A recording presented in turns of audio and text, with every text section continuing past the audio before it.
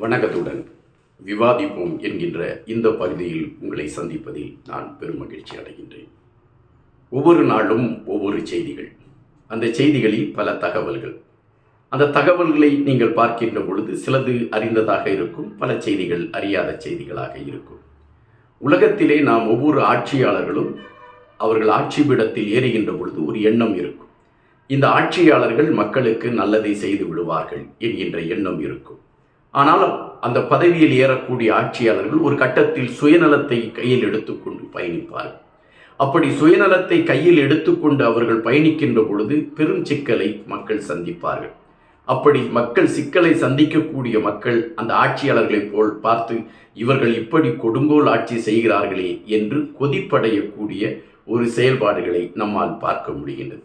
அந்த அடிப்படையில் ஹிட்லர், இடியமீன் போன்றவர்களுடைய பெயர்கள் எல்லாம் பதிவாகி கொண்டிருக்கின்றது. ஹிட்லரை குறித்து சொல்கின்ற பொழுது ஒரு கதையை சொல்வார்கள். ஹிட்லரும் ஒரு உயர் அதிகாரியும் பேசிக் கொண்டிருக்கின்றார், வெளிநாட்டை சார்ந்த. அப்பொழுது ஹிட்லரிடம் அந்த உயர் அதிகாரி கேட்கிறார், வெளிநாட்டை சேர்ந்தவர், உங்களால் எப்படி இவ்வளவு வெற்றிகளை ஈட்ட முடிகிறது? உங்கள் படை வீரர்கள் எல்லாம் நீங்கள் சொல்வதை அப்படியே கேட்கிறார்களே என்ற பொழுது ஹிட்லர் பெருமிதத்தோடு சொன்னாரா, என்னுடைய படை வீரர்கள் நான் சொல்வதை கேட்கக்கூடிய அளவிற்கு அவர்கள் என் மீது நம்பிக்கை உடையவர்களாக இருக்கிறார்கள் என்று குறிப்பிட்டுவிட்டு ஹிட்லர் ஒரு கடலில் கப்பல் மீது நின்று கொண்டிருந்தாராம். தன்னுடைய படை வீரர் ஒருவரை அழைத்து, நீ கடலில் இந்த இடத்திலிருந்து குதி கடலுக்குள் என்றாராம். அந்த வீரர் எதுவும் கேட்காமல் கடலுக்குள் குதித்து விட்டார். இன்னொரு வீரனை அழைத்தாராம், அவனையும் குதி என்றாராம், அவனும் குதித்து விட்டான். அப்படி 4 வீரர்கள் அந்த கடலுக்குள் குதித்து அவர்கள் மரணத்தை தழுவிவிட்டார்கள். 5வது வீரர் குதிப்பதற்காக செல்கின்ற பொழுது இந்த உயர் அதிகாரி ஹிட்லர் பார்க்காத நேரத்தில் அந்த வீரரிடம் கேட்டாராம், ஹிட்லர் சொன்னவுடன் நீ எதுவும் யோசிக்காமல் குதிக்க எத்தனிக்கிறாயே என்று கேட்டாராம். அதற்கு அந்த வீரன் சொன்னானாம், இவனுடன் பயணிப்பதை விட நான் கடலில் விழுந்து மரணத்தை தழுவுவதுதான் எனக்கு சிறப்பாக இருக்கும் என்று குறிப்பிட்டானாம். அப்படியென்றால் ஹிட்லர் எவ்வளவு ஒரு கொடுங்கோலனாக இருந்திருக்கிறான் என்பதை நாம் பதிவு செய்ய வேண்டிய ஒன்றாக இருக்கிறது. ஏறக்குறைய அதுபோலத்தான் இடியமீன் குறித்த செய்திகளை நீங்கள் பார்க்கின்ற பொழுது வியந்து போய்ப்பீர்கள். 1971ஆம் ஆண்டு ஆட்சி பீடத்தில் ஏறுகிறார் இடியமீன். 1979 வரை அவர் ஆட்சி பீடத்தில் இருக்கிறார். இந்த காலகட்டத்தில் அவரால் அளிக்கப்பட்ட மக்களுடைய எண்ணிக்கை 6 லட்சத்திற்கு மேல் என்று கூறுகின்றார்கள். அதுவும் அவர் நினைக்கக்கூடிய பெண்ணை நினைத்த நேரத்தில் அனுபவிக்க வேண்டும் என்ற எண்ணம் உடையவர்.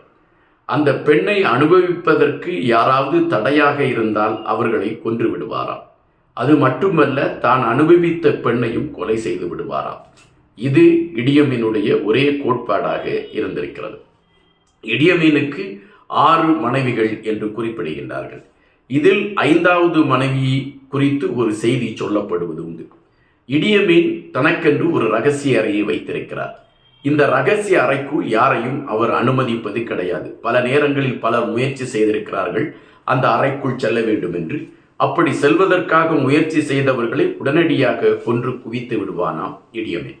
இது அவனுடைய கோட்பாடு.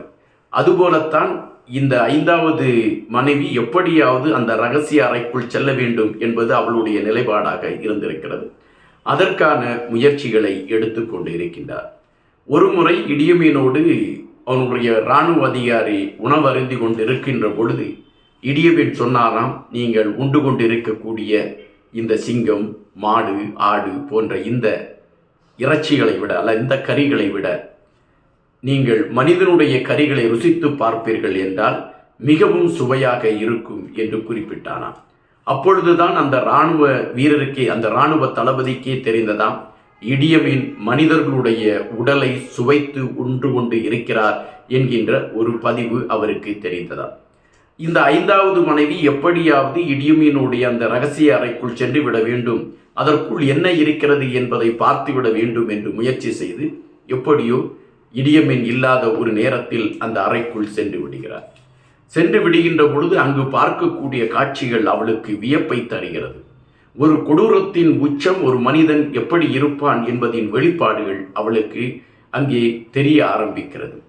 அவள் சற்று மயக்கமடையக்கூடிய சூழல் வருகின்ற பொழுது அங்கு இருக்கக்கூடிய குளிர்சாதனை பெட்டியை திறந்து பார்த்திருக்கிறார் தண்ணீர் குடிப்பதற்காக. அப்படி திறந்து பார்த்த பொழுது அந்த குளிர்சாதன பெட்டிக்குள் தான் முன்பு காதலித்து கொண்டிருந்த அந்த காதலனுடைய தலை வெட்டப்பட்டு அந்த குளிர்சாதன பெட்டிக்குள் வைக்கப்பட்டிருந்ததை பார்த்திருக்கிறார்.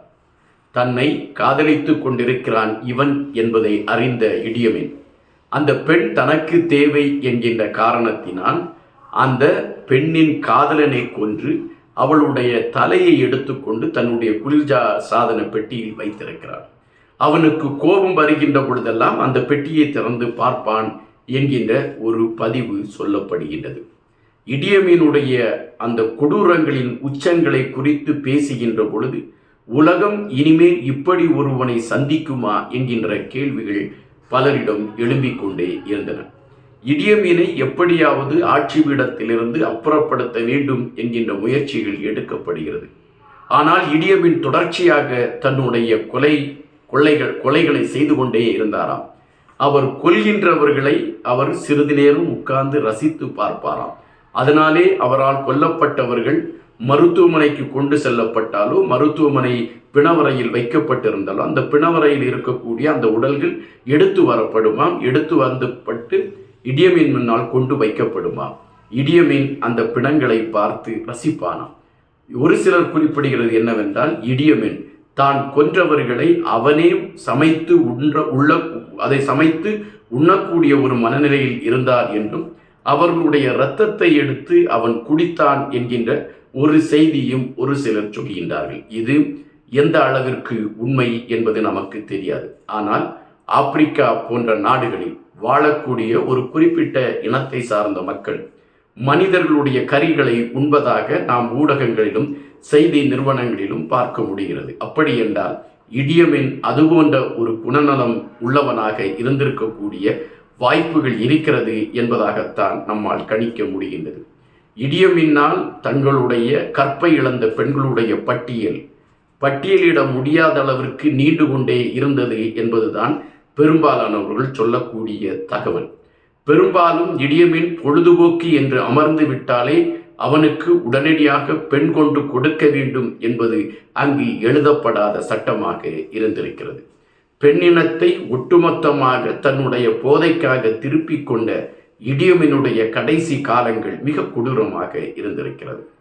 தன்னுடைய நாட்டில் புரட்சி வெடிக்க, மக்கள் புரட்சி வெடிக்க, ஆட்சி பீடத்திலிருந்து தப்பித்து ஓடக்கூடிய நிலைமை இடியமீனுக்கு ஏற்படுகிறது. அப்படி தப்பித்து ஓடுகின்ற பொழுது அரபு நாட்டிற்குள் அவன் நுழைந்து விடுகின்றான். அரபு நாடு அவனுக்கு ஆதரவை கொடுக்கிறது. அதன் பின்பு கடைசி காலங்களில் சவுதி அரேபியா அவனுக்கு ஆதரவை கொடுக்கிறது. சவுதி அரேபியாவில் இருந்து கொண்டிருந்த இடியமீன் கோமா நிலைக்கு தள்ளப்பட்டு பல காலங்கள் கோமா நிலையில் இருந்தே தன்னுடைய உயிரை இழந்திருக்கிறார். ஒரு கொடூரனுடைய சகாப்தம் கோமா கையில் எடுத்துக்கொண்டது என்பதுதான் நிஜம். உலகத்தில் இடியமீனைப் போல ஒரு கொடூரமானவன் இல்லை என்பதை பல சூழல்கள் நமக்கு எடுத்து வைத்து கொண்டு இருக்கிறது. இப்படிப்பட்ட மனிதர்களும் மனித இனத்தில்தான் இருக்கிறார்கள் என்பதுதான் இன்றைய விவாத பொருள். நன்றியுடன் இன்பா.